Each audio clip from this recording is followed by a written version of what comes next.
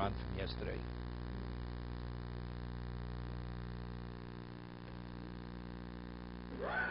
We left off yesterday that it was Machlokes Rishonim whether we ruled like Shmuel or not. We left off yesterday where it was a Machlokes Rishonim whether we rule like Shmuel or not, whether Shemeshav put the b'monday. We have to be concerned that somewhere in existence this may have value, and therefore we have to be concerned it may be a kiddushin. So we had said that the Rambam rules that we do take Shmuel in consideration, and the Rambam is of the opinion that it's a doraisa. The Rosh cites, and Rosh favors this opinion, Rabbeinu Osher, that it's drabanan. When it says Sofi Mukudeshes or Badi Mukudeshes, it's only midrabanan, not a Torah law. The Bahag and the Ran, they reject Shmuel totally. Because it seems from the Gemara that we don't rule like Shmuel. That's where we left off yesterday.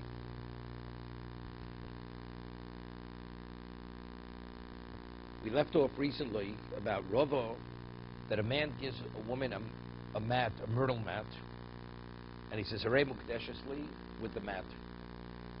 And then afterwards, somebody makes an evaluation, they realize the mat is a poch mushav b'pruto. It's not worth a cent. So the husband says, but I have 4 coins in the mat, let her be married with the 4 coins in the mat. And she retains the mat, she remains silent.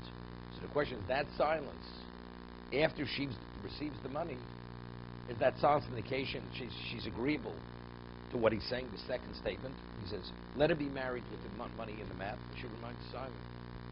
So is that the equivalent of putting the ring on her finger and she remains silent when he says, Erebu Kadeshli? We say, no, this is Shtiko Lachamat Mos. Since when originally she received it, that original receiving was not a valid marriage. And now this is afterwards.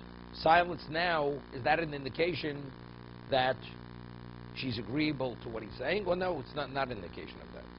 It's considered nothing. So Rava had cited a Tosefta that you have a case of a woman who's a shomer. She's a custodian, and she has money, and the person who owns the money says to the woman, I want to marry you with the money that you have in your possession. That's what he says to her. Right? Kinsi sela zubi pikodin.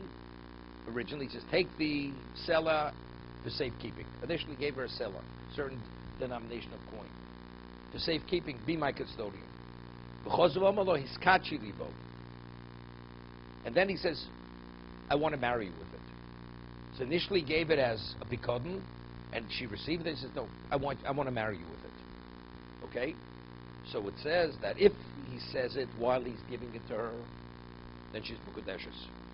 But after she received it, he says it, and she's silent, she's not mukudeshes. She's not married.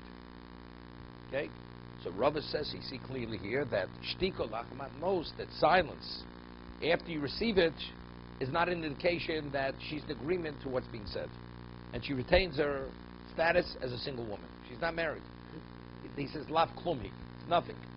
Nothing whatsoever. It's not even, there's not a shadow of a doubt that maybe this is marriage.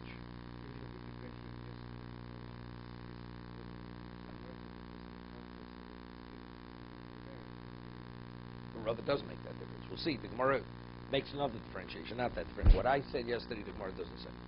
We'll see the Gemara. I said, so Rava says, so just as over there you see that shtika lachamat mos, silence after money is giving is not a marriage. Identically here, where initially gave the mat to marriage, it turned out to be the folks who pruto. And then he says the coins in the mat. Although she said nothing, the silence means nothing. She's any mukudeshes. She's not married. That's the Gemara. So I asked yesterday, seemingly they're not comparable. Here originally he says, I want to marry you with the mat. And she was agreeable to marry him. Turned out the mat was poch mushav b'pruto. He said, oh, by the way, the coins in the mat, which she wasn't aware of originally. So when she received it, she wasn't aware there were coins in the mat. Now, he says, let her be married with the coins, she remains silent. So here, initially she wants to marry the man. She was agreeable to marry him. Why was the first act nothing? Turned out because the mat was less than a pruta. It's supposed to be shoved a pruta. In our situation, when he originally gave her the money, he gave it to her as a custodian. She never, in her wildest dreams, never thought of marrying the man. All of a sudden now he says, the money I gave you, let it be kiddushin. So now it's a whole different discussion. We started off as a custodian, and then all of a sudden now we're talking about marriage. My silence is not an indication of anything. But over here, this could be a continuation of what we started. You were agreeable to marry me. It turned out it wasn't sufficient. Didn't have sufficient value. Okay, so we'll say, now silence. You want to tell me, maybe yes, maybe no, fine. But to say that this is the basis for your position that shtika lachamat mos is not a marriage, seemingly it has no relevance to the first case. That's what I asked yesterday.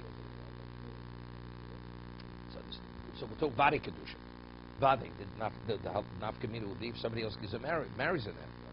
If you say, so according to Shmuel will be sofing mukadeshes. So, but if you say that,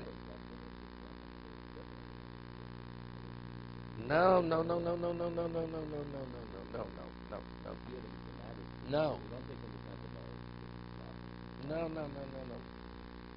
We said this yesterday. According to Shmuel, Rabbi, first Louis, there's a question I learned before. Abai Rabbi said something. I'll tell you, we rule like Shmuel. We rule like Shmuel. But if you say shtika lachamat mos is what is it admission? It's silence means I'm accepting what you're saying. So Shmuel is sofik mukadeshes, right? Sofik mukadeshes means that if a third party now would offer a kiddushin, she takes it. So we don't know exactly who she married to. She married to the first, or she married to the second. Correct? But if we're saying that shtika lachem mos, that shtika is acceptance. So now if the third party comes to offers a kiddushin, even if you hold like Shmuel, she's still married to the first man. Right? When he says, let the coins be for marriage. Right? You still could hold like Shmuel. It's no indication, one way or another. Right? Whether you hold like Shmuel, you don't like Shmuel. But Rav is saying, it's nothing. So it's nothing. Now, if you hold like Shmuel, she'll be something Kodeshes. Because Shevishav put to B'modai, the mat. Even though here it's worth less than a cent, Modai may be worth a cent.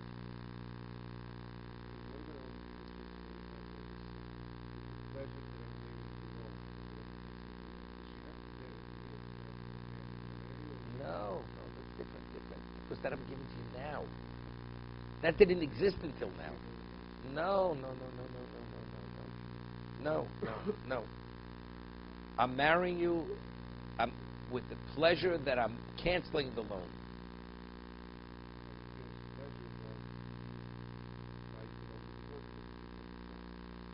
No, there's a difference. It's a good question. It's a very good question what you're asking. It's a very good question. But there's a difference. I don't want to minimize the question. It's a very good question. It needs an answer. Right? The Kaddish Mechilas, right? Mechilas Milveh. Right? Kaddish Milveh Kodeshes. Hanoas Mechilas Milveh. With the pleasure that I'm giving you, that I'm canceling loan, she's Kodeshes. Right? That we had before.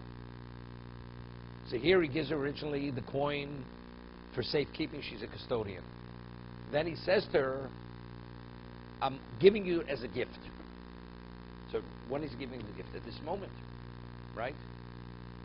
So that's like giving the pleasure at this moment. So what's the difference? Right? No, but it's the same thing. Let's understand. Mechila, I lend you money. I say, I'm marrying you with the pleasure that I no longer have a claim against you. You're willing to pay a penny for that. Right? So over here, I'm giving you the seller. Until now, the seller is my seller. Now, the seller, I'm marrying you with the... Now the seller is yours. Yeah, but it wasn't yours.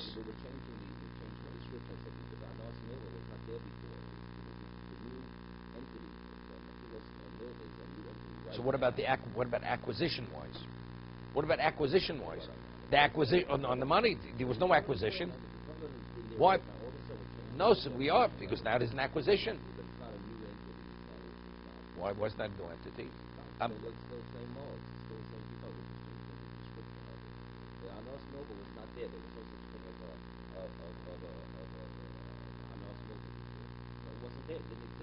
I wanted to give, okay. No, of course that, there's no question. No.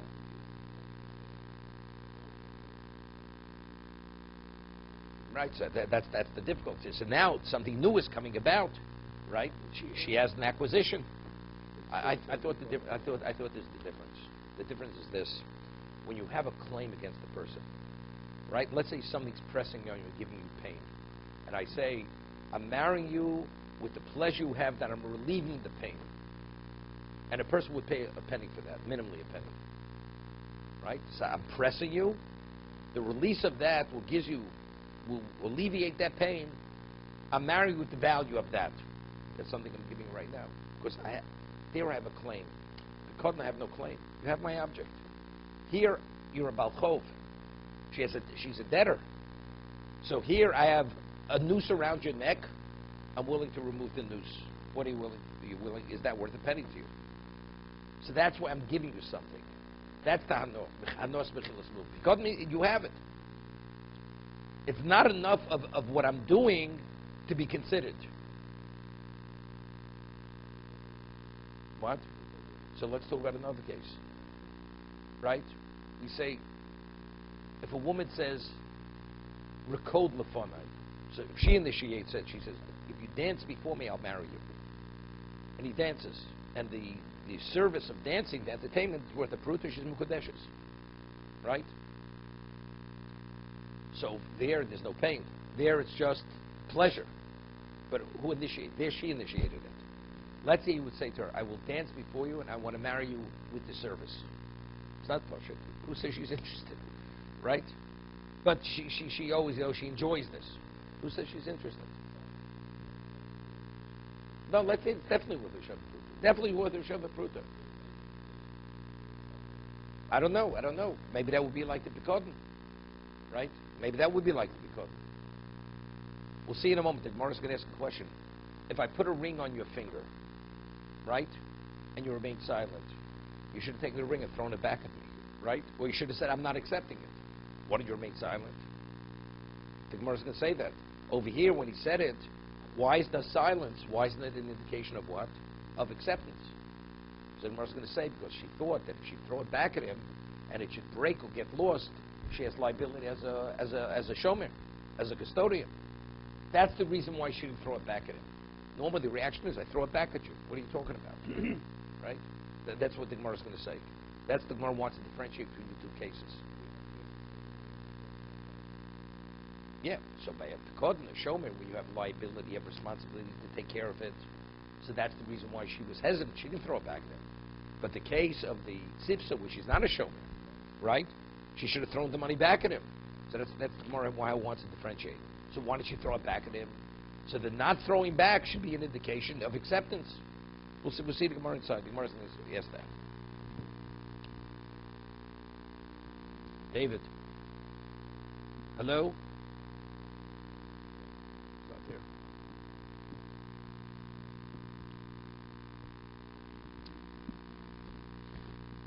Rabbi? Yes, did you hear? I heard you loud and clear. Okay, good. You hear the difficulty. How do we differentiate between waiving a loan, where you marry with that, although the debt previously existed, and the case of the custodian of the cellar, she originally took it as a shomer, then he says, now retain it for kiddushin. Although now it becomes hers, it says in the Tosefta she's not married, even though he's giving her something at this moment. And over there she's remained silent, and here she remained silent. There she's married, here she's not married. Okay, let's go a little further. Koshuba b'fum naharo b'shmei d'Rabuna b'rei d'Rabishua. Fum naharo is a community. They had difficulty with what Rav had said, and it was said over the name of Rafuna b'rei d'Rabishua. They had difficulty that he compared the case of the mat with the money found in the mat with the case of the custodian, with the shomer. Where initially he gave the money as a shomer, then he says, retain the money for kiddushin. Bidomi, are they comparable? Hosam turs bikod yavino nema. Initially gave it to her as a bikod, as a shomer. She's a custodian. A custodian has liability. Sovra, so she thought, ishadinuluk umitberik. If I should take the item and throw it back at him, and it should break me, get lost, whatever it may be, I have a liability. Because I have a liability as what? I have responsibility as a shomer. But over here, the case of the match, B'toras kiddushin yavina never. Yeah, it was given to her as initially to marriage. She never accepted any responsibility to watch over it. The isad lo nichalo lishdinu, and if she had no interest, she should have thrown it back at him. Wait 1 second. She should have thrown it back at him. So the not throwing back automatically indicates that what? That she's accepting it. So therefore, they're not comparable. So the Rishonim explain. So why did she say no? She said, "I'm not interested. I'm not interested."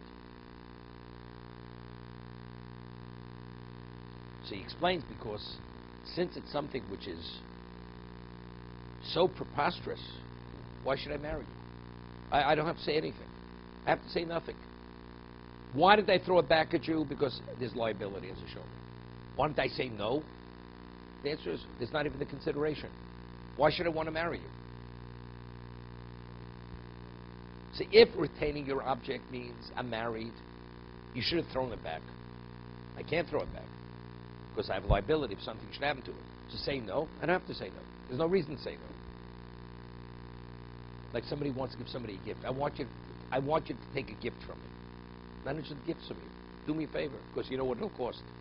Many years ago, there was a certain person who was a little off, and accepting anything from this man means for the rest of your life, you're going to have problems. So he says, I left a box of ties in your office. I said, please, I'm not interested. I have enough ties. I'm not interested, because I know what it means. Not that I was interested.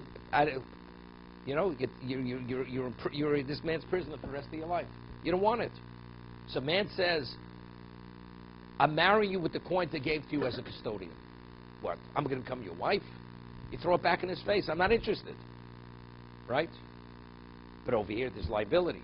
Because originally she agreed to be a shomer.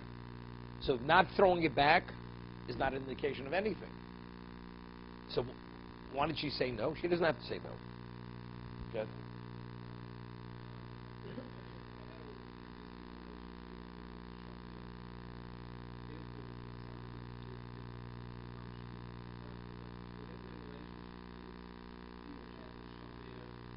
No, but the question is, I hear that.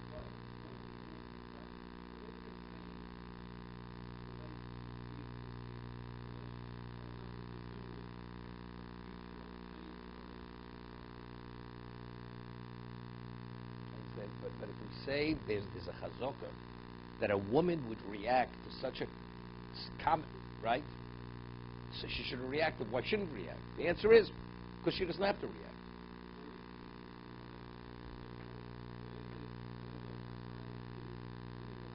Can I ask you a question? The person, we brought this up, man sees a woman on the street, says to us, see that woman, she's my wife. She's not his wife. Does she have to even pay attention to it? What relevance do I have to you? But we don't need that. What do we need the relationship? You don't need the thing because the relationship continues. Again, it's the same thing. Why should I want to marry you? When you gave it to me initially as that, why should I want to marry you? Well, I should have said something. I don't have to say anything. Okay? So Rav Huna bar Yishu wants to differentiate. The case of the Pikoden, why did she throw it back at him? Because since she has liability as a shomer, she has responsibility. She was concerned something to happen. But for the case where, with the mat, with the money, where she never agreed any level of responsibility, she could have thrown it back at him. What? Of what? No. It's not. No, he has no. She has no liability. No liability. Oh, so that's what the Gemara is going to say. That's what the Gemara is going to say in a moment. Halachically, we could differentiate in Hilchas Shomer versus what happened with the mat. But in the woman's mind, let's say, so the Gemara is going to say, well, she's such a Talmud Chacham.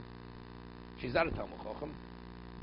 She knows, she believes if I throw it back, something should happen. I have a liability. So if that's the case, you don't differentiate. right?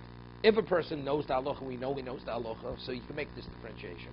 But if the woman believes she's going to only have problems, right? If she should throw it back and something should happen, now today we talk about frivolous lawsuits. People sue you over nothing. So the woman says, "What, I need problems?" So she retains it. She remains silent. As a result of that, that's the reason why the silence means nothing.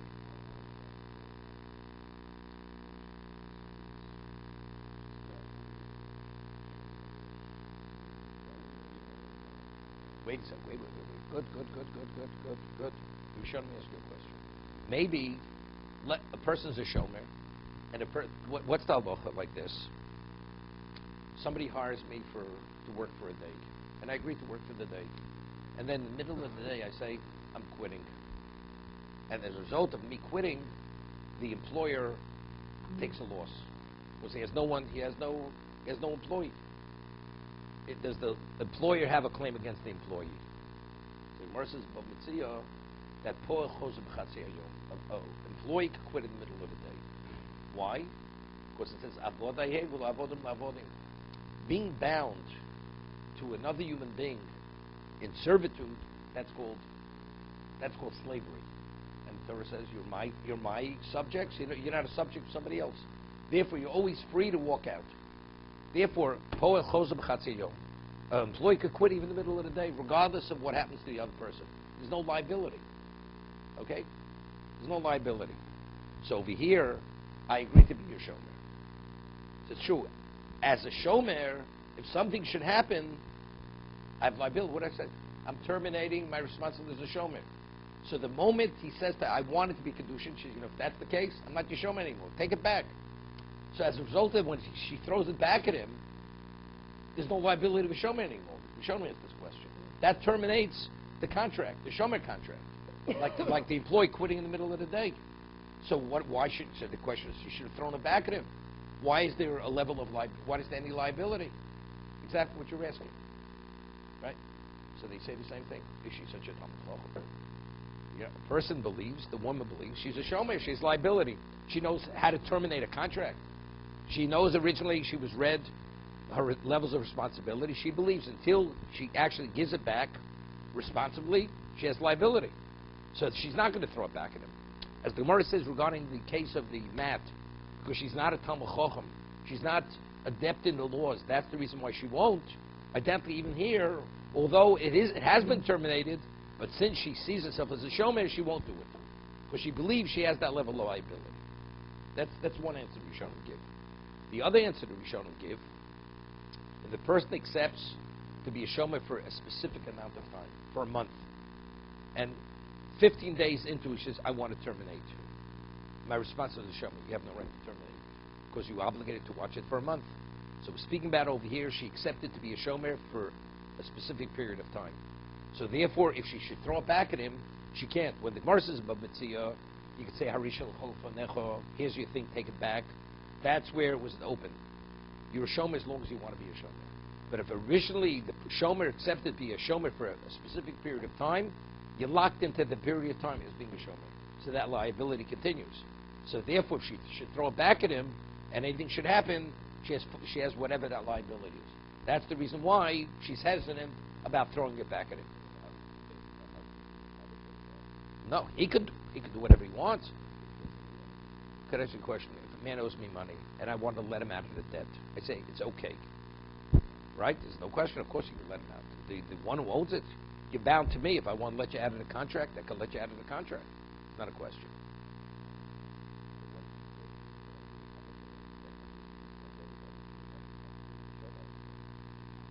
No, that's only if if it's kiddushin. Right, it's not kiddushin, then you're bound. You have to watch it. It continues the contract.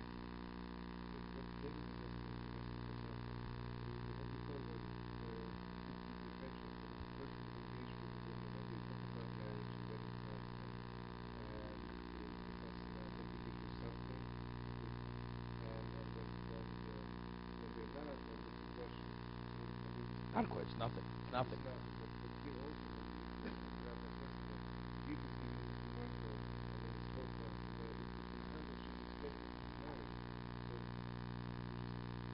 No, but it's different. Because there, he gave her something. Here, it's shtikal achaman those. No, he gave it. He gave it already. She has it. There, he gave it. He's giving it. Here, he gave it already. She only realized after she already had it. Right? That's different. The match, she accepted a marriage. But it wasn't enough. It was supposed to be Shabbat Pruta. Right. Okay. So the Gemara says, so Rav Huna bar Rabbi Yeshua differentiates. Over here in our case, by the case of the seller where she originally was a shomer, the reason why she didn't react or throw it back is because she's liability. But the case of the match, she should have thrown it back. The not throwing it back indicates that she's agreeable.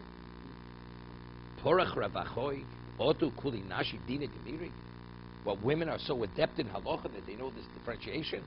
In the woman's mind, she's no different than the shomer. If she throws it back, she's going to have a problem. She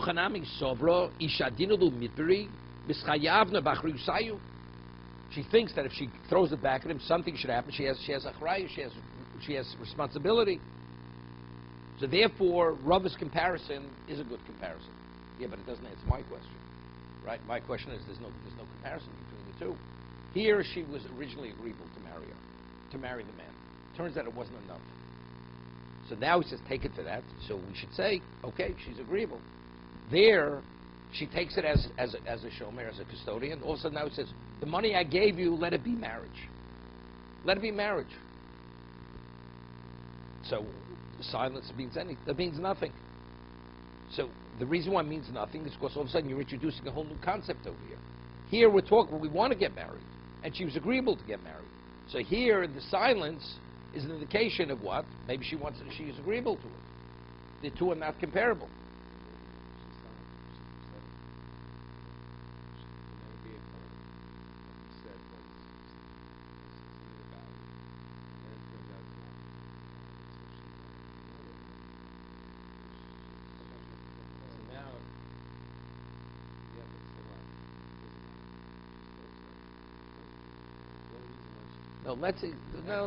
Let's say he truly believed.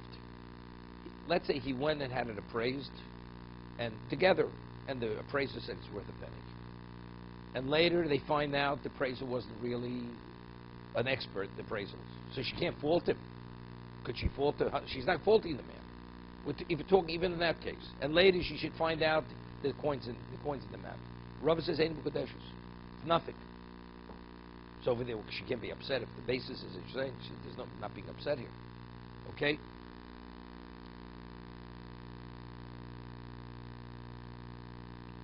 Sholcha Ravacho Barav Kamid Ravino. So Ravachoy says that they are comparable. Therefore what? It's not a kiddushin. But Rav Huna bar Rabbi Yeshua says they're not comparable. Therefore what? It may be a kiddushin. Chaygav Demai. So he asked the question, how do you rule? Is it a comparison? It's not a comparison. Do you agree with Rav Huna bar Rabbi Yeshua? Don't you agree with Rav Huna bar Rabbi Yeshua? If you agree with Rav Huna bar Rabbi Yeshua, then what? Then she's married. Or she may be married. The case of the myrtle. But if you agree with Ravo, then what? Then she's not married. Because he's comparing to the case of the shomer. Sholach Leik. So he sent back Ravino, responded, Anando Shemi Alon, Rav Huna bar Rabbi Yeshua. He says, I never heard Rav Huna bar Yeshua posing this question to try to make the differentiation. So for me, I go with Rava. Rava's psak, I'm aware of. But Rav Huna bar Rabbi Yeshua, that he made the differentiation, I'm not sure if he ever said it. Atun de Shemiluchu Chushalo, but you claim he did say it. You have to take into consideration. I'll give you an example. Rabbi Paskins. You say, you know something? I think you can differentiate. Who are you? You're an ordinary person. So if you're an ordinary person, so I hear what you're saying, but if Rabbi ruled, Rabbi ruled. But Rav Huna bar Yeshua asked the question. It's not a layman is asking the question. Maybe he could differentiate. So now it's a whole different story. If he asked that question, maybe you have to take into consideration. You have to worry about it. So that's what he said, Ravina. I never heard it. You were asking me, should I worry? Should I not worry? So he says, look, I never heard it. I'm only worried about what Rabbi says. I hear what you're saying, but who said it? That you're saying it. What you say means nothing, because Rabbi Paskin. But if Rabbi Yeshua brought up this issue, then so who you heard it, you claim that's who said it. You have to take that into consideration. I never heard it. I go with Rabbi. That's the understanding.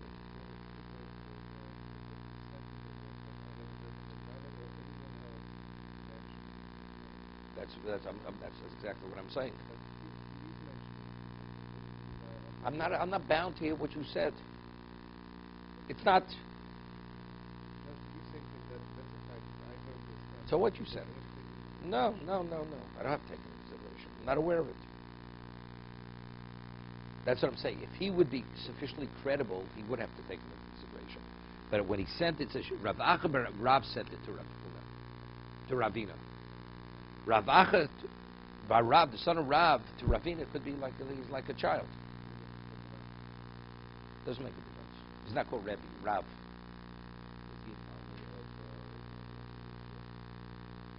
No, it doesn't say he was a Talmud. You heard? That's his psak. Why? Not a problem. But who are you? You tell me somebody said so and so. Therefore, what? It means nothing.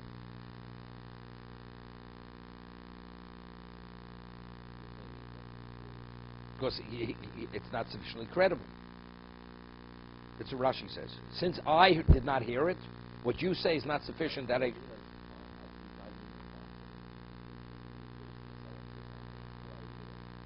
No, the question of who's saying it. The question of who's saying it. Who's saying it to you? So here it's Rav Acha bar Rav said it to Rabina. If you ever went to Rav Steiner and you had this kind of discussion, somebody says, this and this person said something.